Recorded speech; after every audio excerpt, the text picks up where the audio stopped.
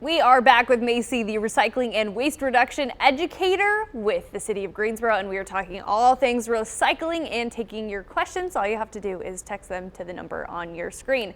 Okay, so you guys have compost bins and rain barrels people can purchase. Why is composting important?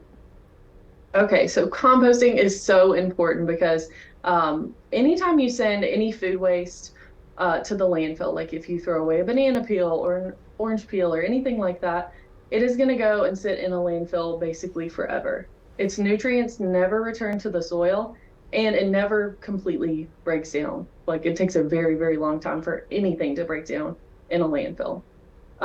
Instead, you can compost that at home or drop it at one of our compost drop-off sites that the city has. They currently have two.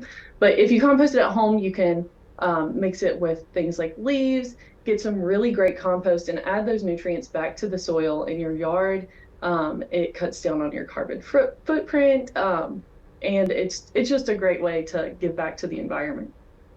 Amazing. Okay, so looking at some of the viewer questions we have, is there any shredding events that you know of this weekend? Oh my gosh, yes, we have our recycle rodeo going on this weekend, and that is a shredding event. So come on out, Pilot Elementary School, 9 a.m. to 2 p.m., and you can shred your sensitive documents, 5 boxes per car, first come, first serve. Awesome. See how perfect that was. I love that. Okay, we have another Yeah. question. 30-gallon bags are not big enough for commercial mowers. What can we do? So I am not the person that answers our yard waste questions, so I'm not sure about the answer to that. I'm sorry. No, you're good. We can always follow up on that one too. Did you guys, oh, here, right here. Are we putting all of the recycling now in one bin? This viewer kind of mentions having to separate it and rinsing things out before. So I want you to kind of talk through what we're supposed to do in that situation. Yeah, so you can put everything that I talked about before, the paper and cardboard, metal food and drink cans, the plastic bottles, tubs, and jugs, all in your brown can together. You do not need to separate them out in any way, as long as you are not putting them in a plastic bag. Every time I come in here, I want to make sure that I say, do not put your recycling in a plastic bag. If you get anything from this, do not put your recycling in a plastic bag because it has to just get thrown away if it goes to the recycling center. So don't do that. And then about rinsing your stuff out, you asked about, do I need to rinse stuff out? We always like to say, if you don't want to touch it or smell it after 2 weeks sitting in your recycling bin, neither do we, neither do the people at the recycling center. So if it's something really gross, like a yogurt tub, this can get pretty icky sitting out for 2 weeks. Give this a rinse, make sure it's pretty clean. But something like laundry detergent, this is already pretty clean. It's soap. So you don't have to do much rinsing with this. It's more for like food items. Give it a good rinse. Make sure it's not going to get really gross. Okay, that's good to know too.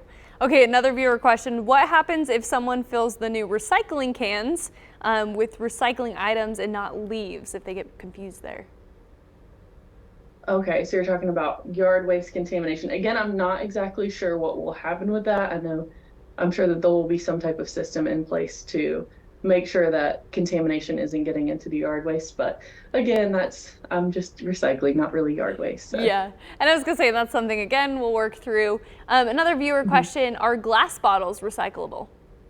Yes, okay, so that is a great question. They are recyclable, but not in your brown bin at home. So glass bottles and jars can go to one of our now 20 drop-off sites. We have 20 new drop-off sites throughout the city. If you think you know the closest one to you, check again because we're always adding new glass drop-off sites.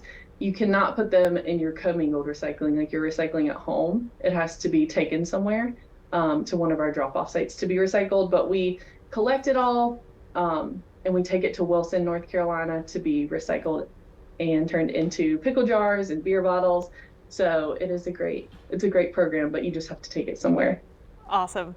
Okay, and then another person wondering where to dispose alkaline batteries. So batteries, just in general, batteries should go to household hazardous waste. And that, again, is our Recycle Rodeo event this weekend. So bring your batteries to household hazardous waste, the Recycle Rodeo this weekend.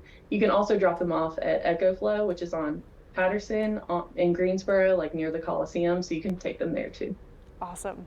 Okay, so we're gonna have one more chance for you to get your questions answered. I'm gonna warn though, it's windy, so if you have a chance, make sure to strap down those bins.